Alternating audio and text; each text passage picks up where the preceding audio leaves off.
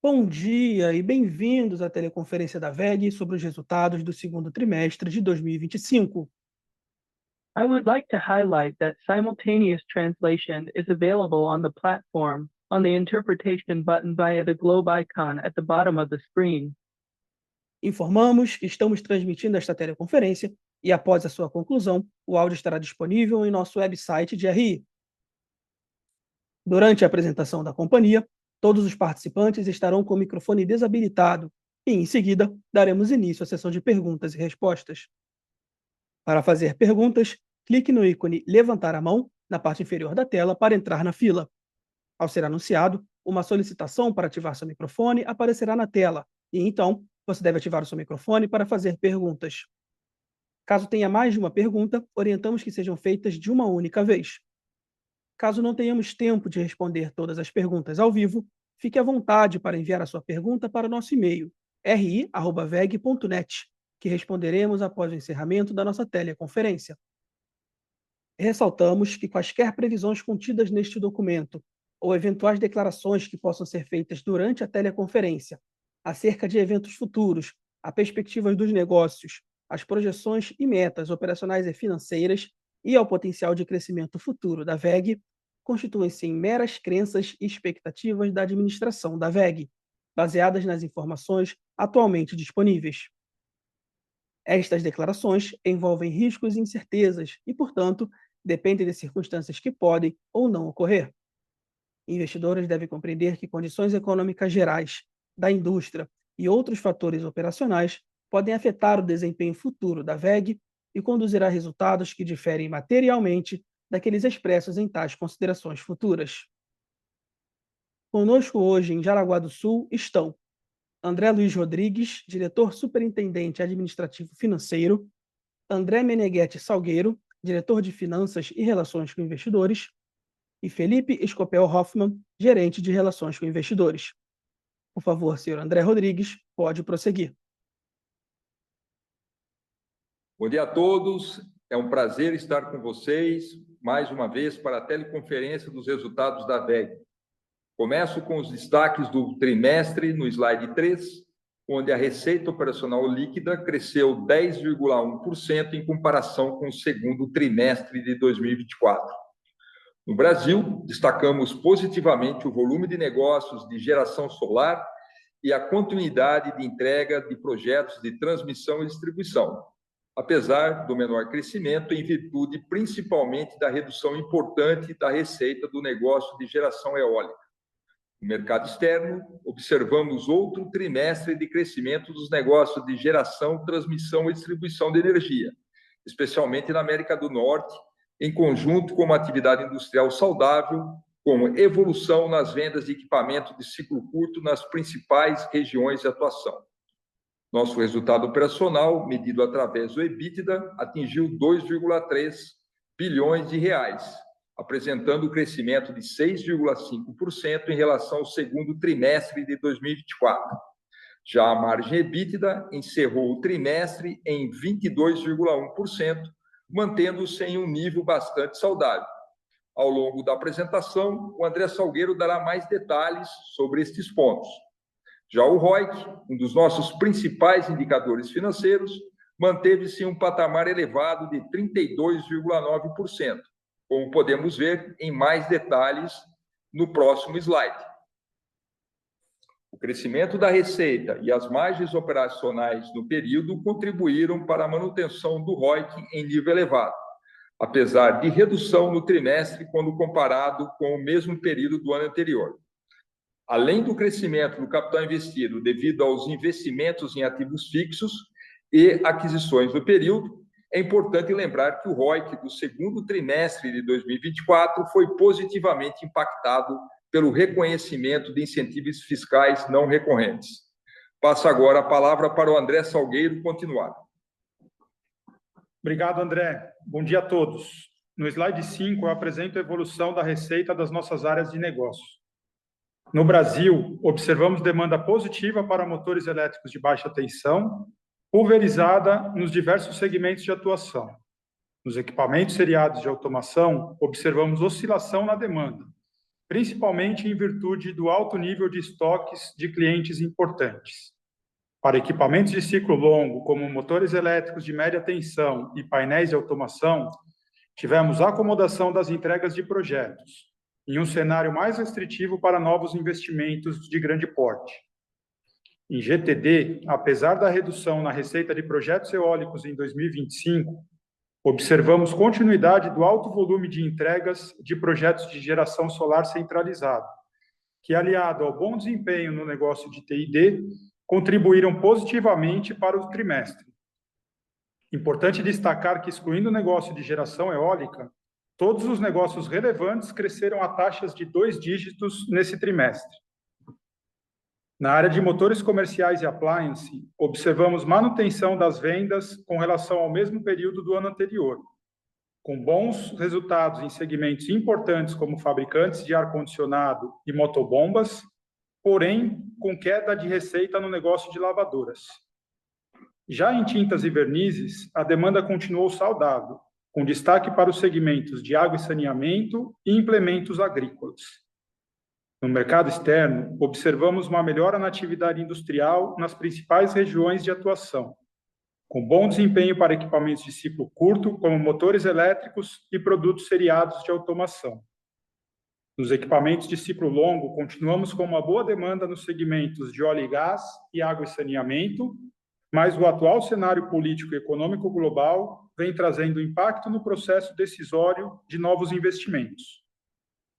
Na área de GTD, continuamos aproveitando as oportunidades presentes no mercado de TID na América do Norte, apesar da menor concentração de entregas de projetos nesse trimestre. Importante destacar que a carteira de pedidos de TID está bastante saudável e as fábricas operando em plena capacidade. Os negócios de geradores da Marathon, nos Estados Unidos e na China, também contribuíram para o crescimento da área de negócio. Em motores comerciais e appliance, observamos crescimento na receita em algumas regiões importantes, com destaque para as operações na China e na América do Norte. E em tintas e vernizes, o crescimento da demanda foi motivado principalmente pelo bom resultado na operação do México, aliado às exportações do Brasil para países da América Latina. O slide 6 mostra a evolução do EBITDA, que apresentou um crescimento de 6,5%, enquanto a margem EBITDA encerrou o trimestre em 22,1%, com evolução comparada ao primeiro trimestre de 2025 e uma leve acomodação quando comparada ao mesmo período do ano anterior, reflexo principalmente da mudança do mix de produtos, além da consolidação dos negócios adquiridos no período. Finalmente, no slide 7, mostramos a evolução dos nossos investimentos, que somaram 583 milhões de reais, sendo 63% no Brasil e 37% no exterior. No Brasil, seguimos com a modernização e a expansão da capacidade de produção em TID, além de aumento de capacidade e ganhos de produtividade em Jaraguá do Sul. E no exterior, continuamos com os investimentos no México, com destaque para o avanço na construção da nova fábrica de transformadores. Com isso, eu finalizo a minha parte e devolvo a palavra ao André. Indo agora para o slide 8, antes de passarmos para a sessão de perguntas e respostas, eu gostaria de destacar que, primeiro, em maio, anunciamos a aquisição dos ativos da Heresite Protective Coatings, empresa americana de revestimentos industriais. Ela foi fundada em 1935, é uma empresa consolidada no mercado de revestimento industrial, que, além de atuar no mercado norte-americano, também possui uma forte presença internacional. E na semana passada, anunciamos a continuidade e melhora significativa no índice FTSE4Good, um dos mais importantes indicadores globais de desempenho e sustentabilidade corporativa. Integramos esse índice desde 2016 e esse resultado é reflexo de iniciativas contínuas para promover as práticas de sustentabilidade empresarial dentro e fora da companhia. Por fim, eu gostaria de falar um pouco sobre as perspectivas para o restante do ano. Continuamos com uma dinâmica operacional saudável, que, aliado ao mix de produtos vendidos, devem continuar suportando boas margens operacionais. Também seguimos confiantes em nossa estratégia baseada em presença global, um portfólio de produtos diversificado e presença em vários segmentos, que nos permite reagir às mudanças de cenário de forma rápida e mitigar possíveis impactos macroeconômicos. E, finalizando, é fundamental acompanhar de perto o cenário geopolítico e macroeconômico, pois eventuais mudanças podem mudar a dinâmica dos negócios ao longo do restante do ano. Encerro aqui a nossa apresentação e podemos seguir para a sessão de perguntas e respostas. Agora começaremos a sessão de perguntas e respostas. Lembrando que para fazer perguntas, vocês devem clicar no ícone levantar a mão na parte inferior da tela para entrar na fila. Ao ser anunciado, uma solicitação para ativar seu microfone aparecerá na tela. E então, você deve ativar o seu microfone para fazer perguntas. Solicitamos, por gentileza, que as perguntas sejam feitas todas de uma única vez.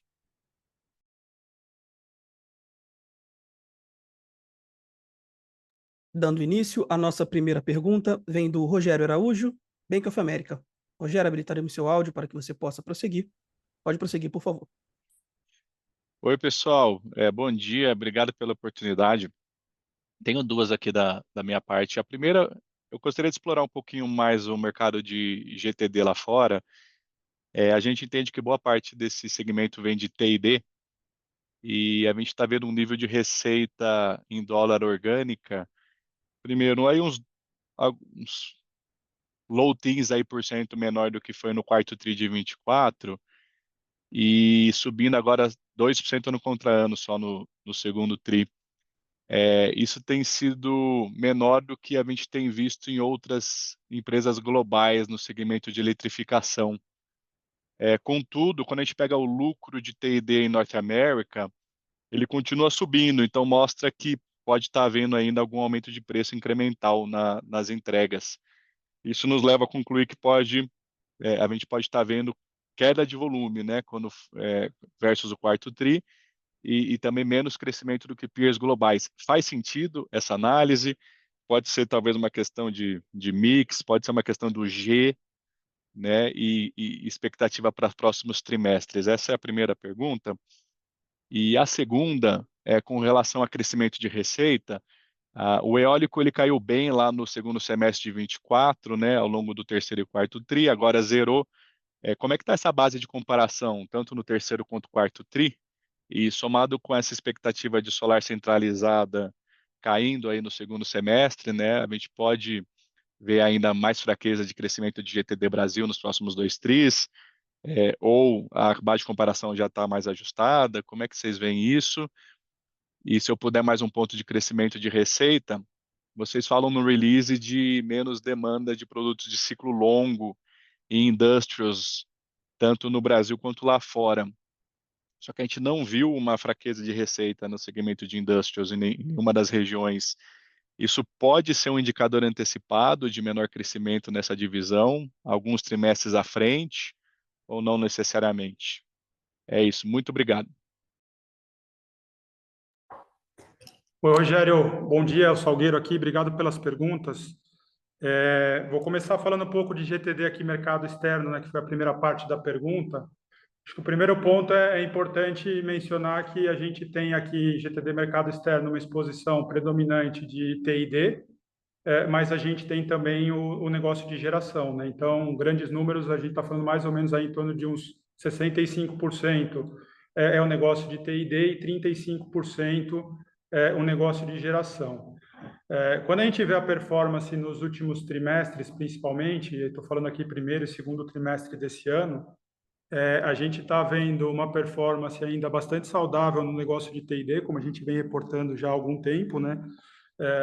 Carteira cheia, fábrica cheia, e a gente rodando aí com a capacidade das operações do mercado externo praticamente a plena capacidade, e sim apresentando um crescimento em relação ao ano passado, que na prática ele pode mudar um pouco de trimestre a trimestre, principalmente dependendo do nível de entregas que você tem dentro do trimestre, né? Então pode escorregar alguma coisa de um trimestre para o outro, é natural dessa parte do processo, desse negócio, mas quando a gente olha para a T&D como um todo, o segmento ele continua com uma perspectiva bastante positiva aí, e com um crescimento para esse ano.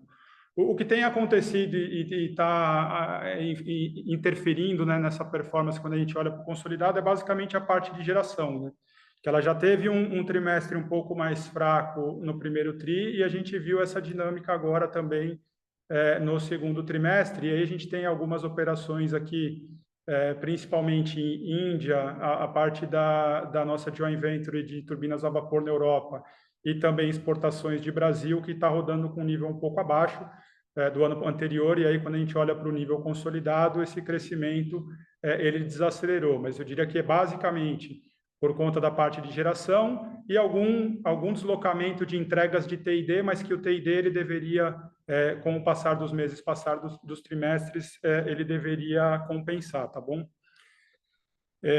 Com relação à performance de GTD Brasil, de fato a gente tem aqui alguns segmentos e segmentos importantes e que estão com a dinâmica aí mudando de um ano para o outro, né? Então, o primeiro que você comentou, o eólico, e o eólico a gente já vem falando, né, desde o final do ano passado que a gente não teria carteira para esse ano, e quando a gente olha para a performance do ano passado, a gente teve um ano bastante positivo, com uma concentração maior de entregas no primeiro semestre do ano, né? Então, o primeiro e o segundo trimestre do ano passado foram os trimestres mais relevantes de faturamento do eólico. Esse faturamento ele começou a diminuir já a partir do terceiro trimestre. Então, do ponto de vista do eólico, a gente deveria ter um impacto menor daqui para frente.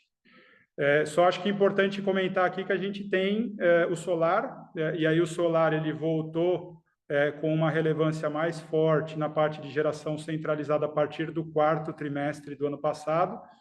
Então, quando a gente estiver olhando para o quarto trimestre desse ano, a gente vai ter essa base de comparação mais forte do ano passado do solar, mas olhando o eólico já terceiro e quarto trimestre, né, uma base de comparação menor, algum efeito ainda, mas menor do que aconteceu agora no primeiro e no segundo trimestre desse ano, tá bom?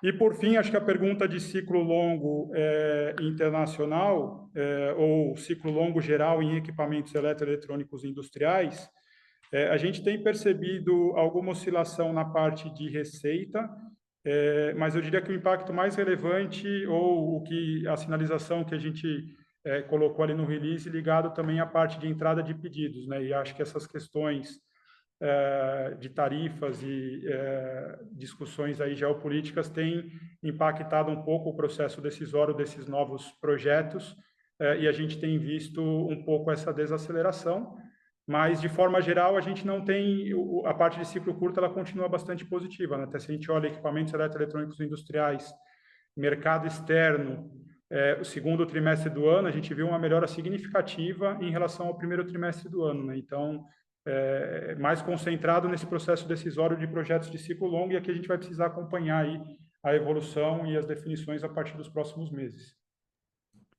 Muito bom, Salgueiro, ficou claríssimo. Muito obrigado. Bom dia a todos. Continuando, a nossa próxima pergunta vem do Lucas Lag, XP Investimentos. Lucas, habilitaremos seu áudio para que você possa prosseguir. Pode prosseguir, por favor. Bom dia, pessoal. Obrigado pelo espaço também. Eu queria explorar alguns pontos também relacionados à receita e alguns follow-ups também em relação aos pontos anteriores. Mas acho que nessa questão do crescimento orgânico, né, acho que mesma coisa, a gente tira o efeito de aquisições e ajusta pelo efeito cambial, né? Em mercados externos a gente vê essa desaceleração. Acho que a gente chega em 1% ano contra ano ali, tirando esses efeitos, né? E aí acho que grande parte explicado pelo eólico, como vocês falaram. Mas só para entender melhor alguns pontos aqui em relação às perspectivas para frente, né? O primeiro em relação à América do Norte, e até olhando para resultado de alguns competidores, realmente, assim, a gente vê uma entrada bem forte de carteira de pedidos, principalmente para acho que equipamentos de motion ali e numa ótica mais de ciclo curto, mas chama atenção essa diferença, né, de ciclo longo comparado com o ciclo curto, né? Normalmente ciclo curto acaba desacelerando antes, né, de ciclo longo, quando o ciclo começa a virar, e a gente está vendo justamente o contrário, né? Então, no contexto de América do Norte, o que vocês acham que pode explicar essa diferença? Não sei se eventualmente algum movimento de pre-buy ali para equipamento de ciclo curto se antecipando a uma escalada dessa questão de tarifa, e como, né, nesse contexto, como que vocês, talvez agora, enfim, em julho? Como que vocês estão avaliando essa entrada de carteira de pedidos né, nessas duas categorias, nesse contexto de escalada de tarifa? Então, mais para entender, acho que essa diferença de performance aqui, normalmente acontece o contrário, né? Ciclo longo, ciclo curto acaba desacelerando antes. E no TID, a gente entende, né, e vocês comentaram, né, que a capacidade tá tomada, né, estão com utilização bastante alta, mas dado que, né, os últimos pedidos, né, vieram e entraram na carteira de pedidos com um contexto de pouca oferta, naturalmente a gente pensaria em preços mais altos à medida que vocês vão faturando esses pedidos dos últimos anos, né? Então, assim, pensando em crescimento de receita, dá para considerar alguma aceleração segundo semestre ou 2026 em TID numa ótica de preço, mesmo com pouca capacidade ociosa, ou essa aceleração deveria vir mais em 2027 com o início das operações das novas capacidades de Estados Unidos e México? Então, mais esses dois pontos aqui de ciclo curto, ciclo longo e América do Norte e TID no contexto de capacidade, pensando em aceleração ou desaceleração de crescimento de receita. Obrigado, pessoal. Ô, Lucas, André Rodrigues falando aqui, obrigado pelas perguntas. Bom, quando nós tivemos a oportunidade de falar no primeiro trimestre, a gente sentiu foi comentado que a gente sentiu uma acomodação das receitas na América do Norte, mas a gente estava vendo uma sinalização de perspectiva de melhora da entrada de pedidos. O que a gente está vendo, para ciclo curto, estou falando, tá? O que a gente está vendo é um pouco a continuidade nesse processo. Mas a gente tem que sempre lembrar que ciclo curto, a visibilidade de carteira é 2, 3 meses no máximo. Então, a gente viu, sim, uma melhora nesse processo de entrada de pedidos. Agora, a gente precisa ver se isso vai ser sustentável ao longo do ano. Então, você tem uma perspectiva melhor do que foi no primeiro trimestre? Sim. Para ciclo curto, a gente está vendo uma perspectiva melhor. Eu acho que a questão de ciclo longo está muito ligada ao que o Salgueiro disse, né? Isso está muito ligado um pouco às incertezas geopolíticas, às questões de tarifa. Então, a gente também vai, como o Salgueiro disse, a gente vai ter que acompanhar um pouco de perto. Quando a gente fala de TID, a gente também vem comentando que a gente sente que lá fora está tendo uma certa acomodação dos preços. A gente não está trabalhando com um cenário de mais aumento de preço. Acho que os preços já estão operando num patamar alto, né? E a gente prefere ser um pouco mais pé no chão nesse momento e está muito mais focado nas entregas que nós temos em carteira. Eu acho que o grande desafio da TID para a VEG hoje, né, um pouco aí para os próximos trimestres, sobretudo em 2026, é entregar mais rápido possível toda a capacidade que a gente está desenvolvendo, construindo, tanto pequenos bottlenecks nos Estados Unidos, aumento de capacidade no Brasil, no México e Colômbia. Essa capacidade vai começar a ser entregue ao longo de 2026, né? E se tudo correr bem, a expectativa é que em 2027, ou no começo de 2027, a gente acaba todo esse ciclo de investimento. Lembrando que a gente já anunciou nos 2 últimos VEG Days, né? Com o volume de investimentos que nós estamos fazendo em TID, em algum momento em 2027, a gente vai dobrar a capacidade de produção de TID na VEG comparado ao volume que nós tínhamos em 2024. Então, a gente... Esse acho que é o desafio nosso é avançar mais rápido para ter capacidade para a gente aproveitar esse momento extraordinário de mercado. Então, com isso, né, e o que a gente tem comentado também, que nós estamos operando em plena capacidade, né, das capacidades atuais, e 2026 em TID é esperado, salvo que se não tiver algum outro movimento de composição de preço, que a gente não trabalhando com esse cenário, da gente tenha uma taxa de crescimento menor do que a gente vem entregando nesse momento, até o aumento de capacidade que está planejado. Perfeito. Obrigado, André. A próxima pergunta vem do Lucas Marchiori, BTG Pactual. Lucas, habilitaremos seu áudio. Pode prosseguir, por favor. Obrigado. E aí, pessoal, bom dia. Minha pergunta é mais no tema tarifa, né? Então, primeiro, assim, vocês poderiam talvez quantificar para a gente qual que foi o impacto de tarifa no Q2, pelo menos das tarifas que começaram a ser aplicadas ao longo do Q2, quando, né, puder quantificar um pouco da magnitude do que foi gasto aí de extra custo em função das tarifas. A gente entende que é a WEG US, né, que importa boa parte dos produtos, então imagino que seja um custo interno. E segundo, ouvir de vocês um pouco do plano, né? A gente está eventualmente aí na beira de um aumento drástico de tarifa, isso é um choque relevante para o negócio. O que vocês têm de opções, né, e mitigadores para atenuar isso? Transferência de capacidade, qual que é o timeline para eventualmente produzir mais no México, rampar capacidade nos Estados Unidos? E quando eu falo de tarifa, eu estou falando não só da tarifa de importação como um todo, como também vocês puderem comentar também da tarifa no cobre, né, que é um componente importante aí para vocês. Enfim, comentário geral de tarifa, pessoal. Obrigado. Ô, Lucas, André Rodrigues novamente. Então, vamos lá. Esse aumento de 10% que ocorreu ao longo do segundo trimestre, praticamente o impacto não foi grande, não, tá? Até porque que a gente também, nós fizemos algumas recomposições de preço no mercado americano para compensar isso, então posso dizer que no impacto no resultado não teve algo significativo, não. Eu acho que o mais importante é a gente olhar daqui para frente, né, que é a segunda parte da tua pergunta. Eu acho que para começar a responder isso daí, é sempre bom a gente reforçar que não é possível, nesse momento, ter um posicionamento firme, com tantas incertezas e a volatilidade nas estruturas comerciais que estão em discussão, né? Mas vamos lá, caso essa situação atual, né, se mantenha, a WEG sim tem um plano de ação que pode mitigar parte desses eventuais impactos, né? Acho que é muito importante frisar, né, que ao longo... Bom, primeiro, a gente tem uma presença industrial global e a gente, ao longo dos últimos anos, a gente vem acelerando, né, o montante de investimentos em capacidade de produção nas diversas geografias onde a gente atua, né? E isso agora, né, como a gente começou a fazer isso lá atrás, pode ajudar, sim, nesse processo. Só para colocar todo mundo na mesma página, né? A gente hoje produz no Brasil um pouco menos de 1/3 do que a gente vende nos Estados Unidos. E aí, a grande parte disso são motores elétricos, porque toda a parte de transformadores produzida no Brasil, o principal mercado não é os Estados Unidos. A gente fica muito mais aqui no Brasil e os países vizinhos aqui, né? O que a gente tem hoje desenhado, né? A gente pode, sim, realocar as nossas rotas de exportação.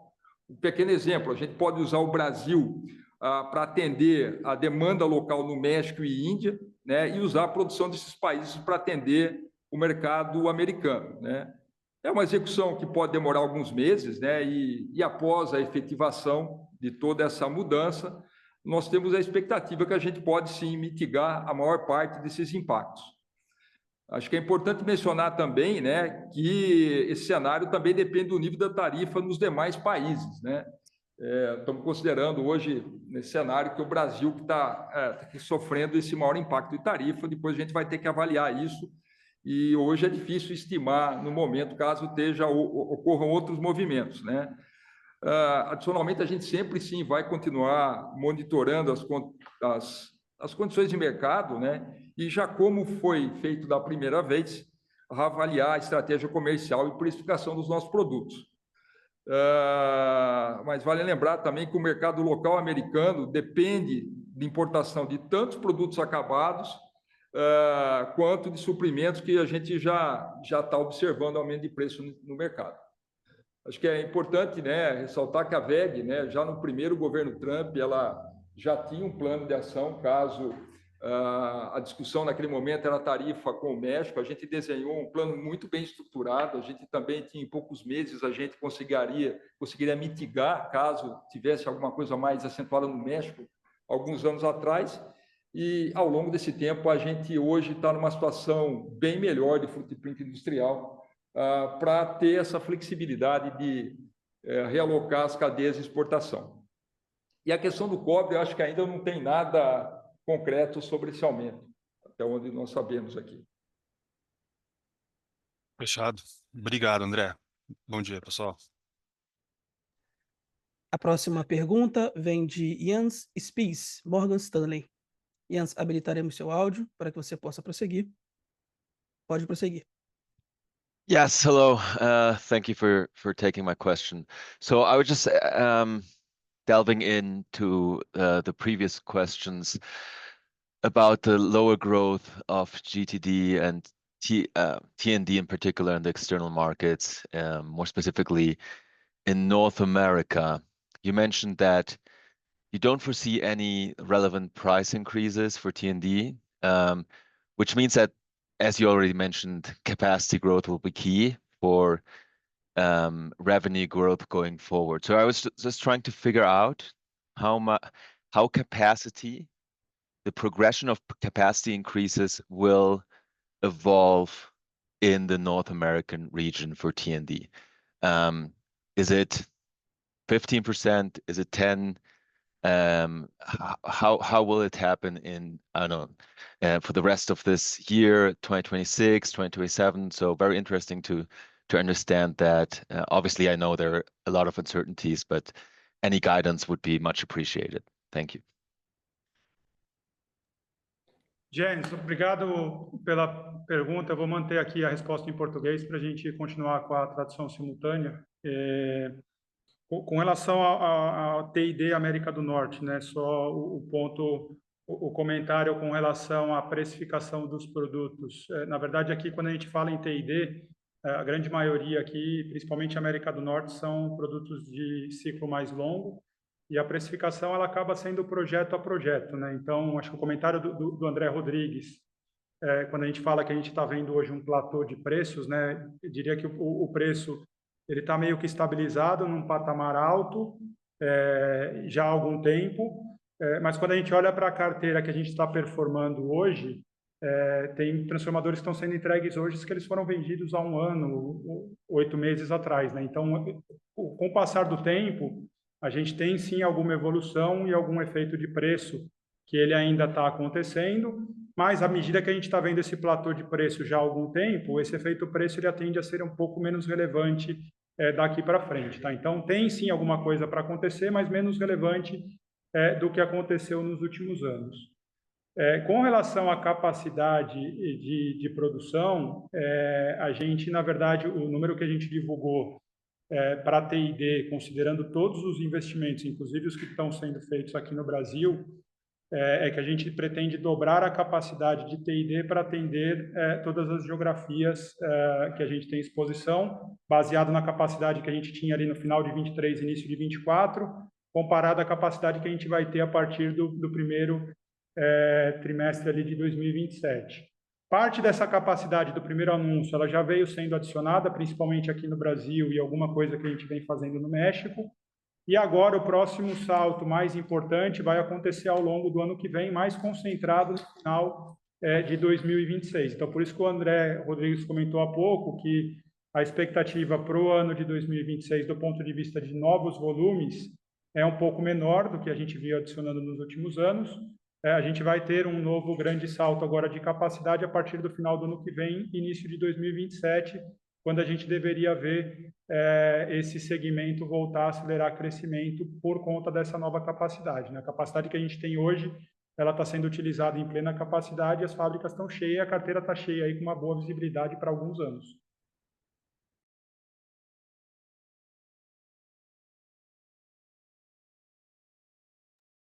Perfect. Thank you. So we can assume that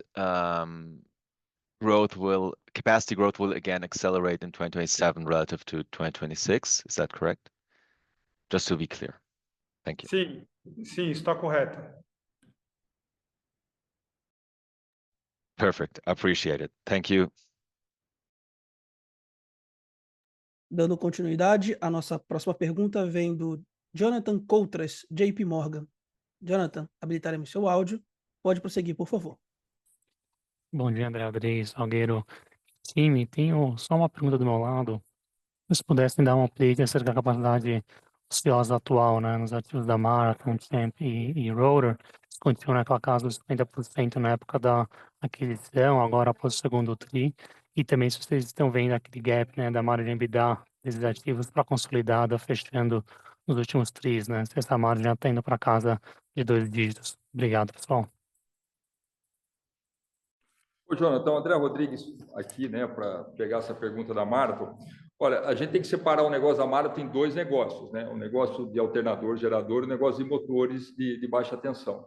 Na questão de motores de baixa tensão, está rodando mais ou menos nessa capacidade que você falou, um pouquinho melhor do que quando a gente fez aí a aquisição, mas sem dúvida, o negócio de gerador, a gente está praticamente rodando a plena capacidade.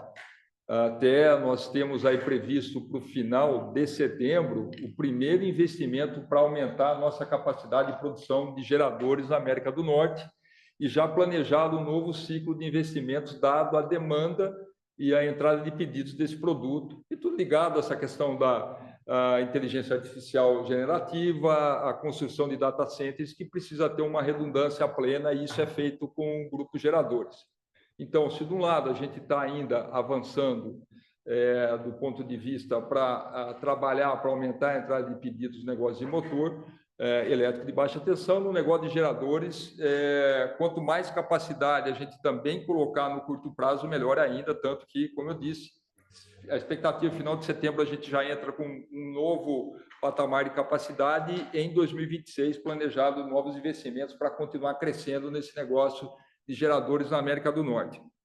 A questão que envolve aí os ganhos de margem e as questões de integração, o plano está seguindo como a gente planejou, né? É uma jornada aí de longo prazo que vai levar alguns anos. Eu acho que o que a gente poderia capturar no curto prazo já foi feito, a sinergia de compra de matérias-primas, uma parte importante, né, a primeira etapa das questões de back-office da América do Norte também concluída nesse segundo trimestre, e agora sim, né, todas as equipes estão trabalhando aí, né, para reavaliar, por exemplo, o portfólio para possível patronização de componentes e também os planos de aumento de capacidade para produzir componentes, para trazer mais verticalização dos negócios da Marathon, que isso vai impactar a margem um pouco mais à frente. Perfeito, obrigado, André. A próxima pergunta vem do João Friso, Goldman Sachs. João, habilitaremos seu áudio para que você possa prosseguir. Pode prosseguir, por favor. Bom dia, pessoal. Obrigado por pegarem minhas perguntas. Eu tenho duas aqui do meu lado. Uma primeira é um pouco mais big picture, né? Vocês mencionaram que o ciclo longo, tanto o Brasil quanto no exterior, né, para a parte de motor elétrico industrial, está sendo impactado por um cenário mais incerto lá fora e os juros mais altos aqui. Eu queria ouvir de vocês como que isso impacta, né, o target de vocês para 26 de crescer o double digits que vocês sempre miram, tá? Assim, porque no final do dia você acaba, né, um ciclo longo hoje mais fraco, é uma contratação de uma receita mais fraca para os próximos anos. Então, eu queria ouvir um pouco de vocês essa parte. E a segunda pergunta, pessoal, é um pouco com relação a margens, né? A gente viu aí uma evolução tri contra tri de margem EBITDA. Queria entender se vocês poderiam decompor assim o quanto disso foi um share menor de solar na base de receita e quanto disso foi fruto talvez de um aumento de preço antecipando tarifas, né, enquanto o seu custo estava bucado no estoque num custo pré-tarifa, né, que foi algo que aconteceu com os seus peers lá de fora. Então queria ouvir um pouco disso, esse build-up de margem para o segundo tri. Obrigado. Oi, João, bom dia. Obrigado pelas perguntas. Com relação à expectativa de crescimento para 26, acho que está um pouco cedo para a gente comentar, né? A gente tem o trabalho oficial de orçamento que ele é realizado ali mais para outubro, novembro do ano.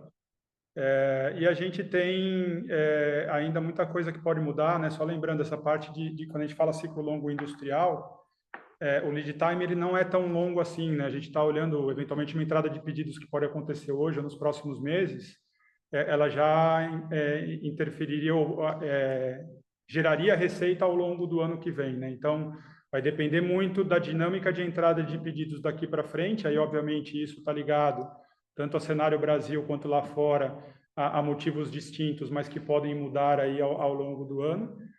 Então, a gente vai precisar acompanhar e fazer esse trabalho de orçamento mais para o final do ano, para ter uma visão mais clara de como fica para o ano que vem. E olhando para o consolidado, a gente tem outros negócios, né, e outras iniciativas que a gente sempre Aí a gente volta naquela questão da diversificação, né, no modelo de diversificação da WEG, que quando alguma parte do negócio não está indo tão bem, a gente vai buscar crescimento em outros negócios, né? E aí, só para citar alguns, a gente tem falado já há algum tempo, a parte de compensadores síncronos vem melhorando bastante, a entrada de pedidos aí bastante saudável para o final desse ano e já construindo uma boa carteira para o ano que vem. A gente vê o próprio negócio de mobilidade elétrica também ganhando um pouco mais de tração, seja nos ônibus elétricos, powertrain, packs de bateria, e o próprio negócio de BES, né, que é um negócio que, de alguma forma, tinha até uma expectativa maior para esse ano por conta do leilão, que acabou escorregando para o ano que vem, mas a gente tem visto alguns pedidos de pequeno e médio porte acontecendo, e a gente tem uma expectativa aí de que esse negócio também, em algum momento, vai começar a contribuir de uma forma mais positiva aí para o nosso crescimento, né? Então, a gente precisa acompanhar todas essas variáveis, e aí, obviamente, mais para o final do ano, quando a gente tiver uma clareza um pouco melhor do desempenho do ano que vem, a gente pode compartilhar um pouco mais de informações com vocês, né? Mas vocês sabem, a gente sempre fala isso, né? Nosso objetivo no médio e longo prazo vai ser sempre conseguir crescer em taxas de 2 dígitos, né? Então, a gente vai continuar buscando e perseguindo esse nível de crescimento. Com relação à margem do trimestre, são várias moving parts, né? Até é difícil comentar o principal impacto, acho que é um pouco de tudo que você comentou, João. Tem sim um efeito de mix, e aí a gente tem dois aspectos com relação a mix, né? Que na verdade, olhando em relação ao primeiro trimestre, é basicamente o solar, né? O solar ele já foi menor no segundo tri. Se a gente estiver olhando em relação ao ano passado, a gente tem a questão do eólico também, né? E a gente tem todos os outros efeitos dos demais negócios, né? E aí a gente eventualmente está falando de recomposição de preço que foi feito lá fora, aqui no Brasil, uma série de outros fatores, e uma melhora também da dinâmica da demanda de ciclo curto industrial que a gente viu principalmente no mercado externo. Maravilha, André, brigadão, super claro. Próxima pergunta vem de Gabriel Rezende, Itaú BBA. Gabriel, habilitaremos seu áudio. Pode prosseguir, por favor.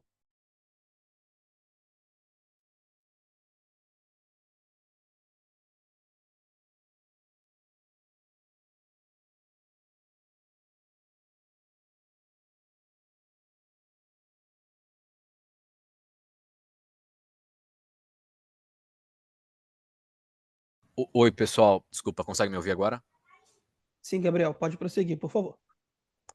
Queria só voltar aqui na discussão sobre a dinâmica tarifária. A gente tem mapeado aqui que alguns concorrentes de vocês no Brasil, nos últimos anos, se voltaram bastante para a exportação para os Estados Unidos, né? Principalmente ali no segmento de transformadores. Então, só queria entender se, eventualmente, a gente poderia esperar que um cenário competitivo em alguns segmentos específicos, talvez um pouco pior no Brasil, talvez principalmente ali do lado de transformadores e, enfim, o que vocês entendem que poderia proteger a WEG se esse cenário competitivo de fato se deteriorar. E aí um segundo ponto, se vocês puderem comentar um pouquinho, né? A gente acabou de discutir margem aqui, a gente falou bastante sobre preço de transformadores lá fora, mas se vocês pudessem comentar como que vocês e os competidores têm se comportado em relação a repasses de preço lá fora, seria bem útil para a gente também, nos outros produtos além de transformadores. Obrigado. Oi, Gabriel. Voltando então, obrigado pelas perguntas, né? Vamos lá, né? Como é que funciona, sobretudo, o mercado de transformadores de grande porte, né? Onde está concentrado, aí, pelo a gente entende, dos nossos concorrentes baseados no Brasil, o que basicamente são esses produtos que eles estão exportando para os Estados Unidos, né? Basicamente, pelo que a gente entende, que todos estão tomados aí, né, com contratos, com matéria-prima, que eventualmente já está nos planejamentos de produção de todos eles até 2027, tá? Então a gente não está vendo, a gente não está vendo uma mudança dessa dinâmica no curto, pode chamar até 2027 do que já está contratado, tá? Então acho que a WEG vai seguir com a sua estratégia, né, de atender os mercados as regiões com fábricas próximas a esse mercado, como a gente tem aqui no Brasil, como a gente tem aumentando capacidade na Colômbia, além do Brasil, aumento de capacidade no México, os aumentos de capacidade que nós fizemos nos Estados Unidos, se for necessário, a gente pode até repensar um pouco isso. Então, a gente não está vendo um cenário hoje, no curto prazo, onde pode ter uma mudança nesse processo de direcionamento de exportações que estão contratadas para o mercado brasileiro, tá? E a questão se eu entendi a tua pergunta, das questões de precificação de transformador, foi um pouco aquilo que a gente já comentou, né? A gente está vendo aí uma situação onde a gente não está trabalhando com um cenário de aumento de preço adicional do jeito que está hoje, porque acho que já está ajustado nessa questão de demanda e oferta, até porque um aumento muito forte em determinadas geografias, você pode até ser um convite para novos entrantes. Então, acho que o mercado está operando com uma precificação boa, as margens, tanto da WEG nesse segmento como dos concorrentes, eu acho que estão operando num patamar adequado, então a gente não está vendo aí uma mudança nisso. Ótimo, tá claro, André. Se você puder comentar também sobre os outros produtos lá fora, principalmente lado de motores, a gente ouviu a competição falando de um cenário de precificação bom aí no último TRI. Enfim, entender se em motores vocês também têm visto uma dinâmica saudável aí do lado de preço. Não, desculpa, eu esqueci de comentar isso. Não, a gente só viu e fez uma movimentação, não só a WEG como os concorrentes, no mercado americano devido às tarifas. Os outros mercados a gente não está vendo uma sinalização nesse sentido, não. Tá claro, André. Obrigado. A próxima pergunta vem de André Mazzini, Citi. André, habilitaremos seu áudio. Pode prosseguir, por favor. Bom dia, time. Obrigado aqui pelo espaço. Então, é um follow-up sobre os comentários que o André fez sobre o mercado de compensadores síncronos, né? Pergunta se após o apagão na Península Ibérica, que muito provavelmente se deu pela falta de compensadores síncronos naquele grid, de fato vocês estão vendo demanda aumentar em várias geografias, né? Dado que esse foi o diagnóstico daquele apagão mega importante. E ontem, no call da GE Vernova, eles comentaram que esse mercado de compensadores síncronos seria um mercado de 5 bi de dólares por ano. Não sei se eles estão falando de mundo ou nas geografias que eles estão. E também teve uma ordem gigante de compensadores síncronos na Arábia Saudita, que a GE Vernova levou, né? Então, fala desse mercado, talvez globalmente, né? Se vocês estão lá no Oriente Médio também, imagino que talvez não, se participaram desse bid que a GE Vernova acabou levando por compensadores síncronos na Arábia Saudita, né? Porque eles estão querendo ter metade da energia limpa até 2030, né? E aí precisa muito desse produto. Essa é a primeira. E a segunda sobre GTD doméstico, né? Sequencialmente, essa linha caiu 300 milhões de reais. Então, e eu lembro que tem muita coisa de solar para sair até o fim do ano, que é positivo para a margem, né? Então, quanto desses 300 milhões de reais já tem esse solar diminuindo e como é que isso tudo impacta a margem até o fim do ano? Obrigado. Mazzini, bom dia. Obrigado pelas perguntas. O mercado de compensador síncrono, né? A gente já vem falando dele há algum tempo. E acho que está ligado, sim, a todo esse contexto de mais renováveis no grid, né? E aí a gente está falando tanto de eólica, solar e agora entrando também em armazenamento de energia, que traz uma instabilidade, um ruído grande para o grid. E uma das formas de você diminuir isso é através da função compensadora, que utiliza os compensadores síncronos, né? Então, a gente já há algum tempo vinha percebendo, né, uma maior demanda por esses produtos. Só para lembrar, né, um produto que a WEG já tem no portfólio há bastante tempo, mas na prática essa demanda, essa necessidade do mercado, ela aumentou bastante nos últimos anos por conta de renováveis. E aí o exemplo que você citou da Península Ibérica aí também está ligado a isso, né? A questão de geração solar, principalmente, trouxe um problema e, obviamente, a gente vai ver cada vez mais investimentos ligados a isso em várias regiões do mundo, né? Hoje a gente já tem uma carteira de compensadores bastante saudável, e aí vale lembrar que são projetos não só aqui no Brasil, a gente tem alguns projetos no Brasil, mas a gente também já está fazendo vendas para Portugal, Estados Unidos, Chile. Inclusive, o projeto do Chile foi um projeto que a gente divulgou, né, em parceria com a Alupar. Então, isso mostra, né, como o mercado está aquecido, e a expectativa aí é positiva para o restante do ano e, eventualmente, para os próximos anos, inclusive considerando, né, que no próximo leilão de transmissão de TID, a gente tem uma parte do leilão que vai ser direcionada também para compensadores síncronos aqui no Brasil, o que deve ajudar a desenvolver ainda mais esse mercado aqui no mercado brasileiro. Mas, como eu falei, né, a gente também está vendo boas oportunidades nos demais mercados onde a WEG tem presença. Tá? Com relação ao GTD doméstico, e aí olhando em relação ao ano passado, né, a gente teve uma queda de receita, 1,5%. Acho que aqui é importante deixar claro, né, que essa queda ela é basicamente em virtude do eólico. A gente até fiz um comentário aqui no início, na apresentação.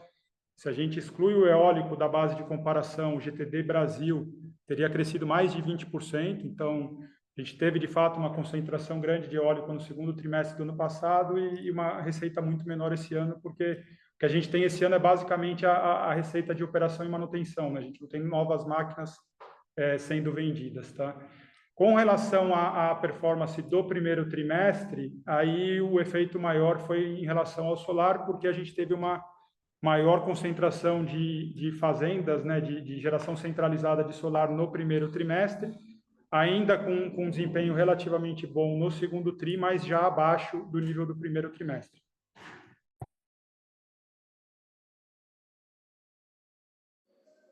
Perfeito, obrigado, Salgueiro. A nossa próxima pergunta vem do Alberto Valério, UBS. Alberto, habilitaremos seu áudio. Pode prosseguir, por favor. Bom dia, Salgueiro e Rodrigues. Obrigado aí pela oportunidade. Eu queria fazer uma pergunta um pouquinho mais do balanço aí. Fique à vontade se vocês quiserem fazer o follow-up depois, e não precisa de ser agora, não. Mas seria um pouquinho do R&D, né, de pesquisa e desenvolvimento de vocês. Essa linha cresceu ano contra ano aí, relevante da receita, uns 3% da receita. Queria saber se você poderia dar um pouquinho de cor dessa linha para a gente e como é que se você despesou, capitalizou parte dessa linha, como é que foi essa distribuição. A segunda, um pouquinho ali no seu patrimônio líquido também, houve uma mudança ali, você passou um pouquinho dos lucros acumulados aí para o capital social da empresa. Se tem alguma estratégia disso aí, ou por que dessa mudança agora? Essas seriam minhas duas perguntas. Obrigado. Oi, Alberto Salgueiro. Obrigado pelas perguntas. Com relação à P&D, na verdade, os 3% que você comentou, ele roda mais ou menos, a gente roda ali em torno de 2,5% a 3% da ROL com gastos de P&D, né? Talvez tenha tido um pequeno incremento aí ao longo desse ano. Não tenho todos os detalhes aqui, a gente pode depois, eventualmente, um pouco mais a fundo e fazer esse follow-up com você, mas, de bate pronto, não tem nada fora da normalidade, né? A gente segue os investimentos aqui, o processo de desenvolvimento de novos produtos e o que a gente vem fazendo aí regularmente ao longo dos anos. Com relação à movimentação no patrimônio líquido, foi referente a um aumento de capital que a gente realizou no início desse ano. E aí aqui, basicamente, a gente tem uma questão contábil que a reserva de lucro ela não pode ultrapassar o valor do capital social. E aí, quando chega próximo a esse nível, a gente precisa destinar parte da reserva. E a forma que a gente decidiu fazer isso foi através de um aumento de capital, né? Mas isso aconteceu ao longo do primeiro trimestre, né? Então, foi basicamente essa transferência da linha de reservas de lucro para capital social. Perfeito. Obrigado.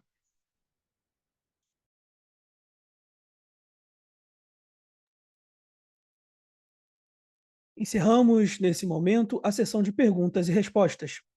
Lembrando que, caso tenha alguma dúvida, fique à vontade para enviar sua pergunta para o nosso e-mail, ri@weg.net. Gostaria agora de passar a palavra ao André Rodrigues para as considerações finais da companhia. Por favor, André, pode prosseguir. Olá a todos, gostaria de agradecer mais uma vez a participação na conferência dos resultados do segundo trimestre e aproveitar esse momento para reforçar o convite para a participação do nosso VEG Day, a edição de 2025, que vai ser realizado aqui em Jaraguá do Sul, no dia 3 de outubro. Espero revê-los no dia 3 aqui em Jaraguá conosco. Muito obrigado mais uma vez e um bom dia a todos. A teleconferência da VEG está encerrada. Agradecemos a participação de todos e tenham todos um excelente dia.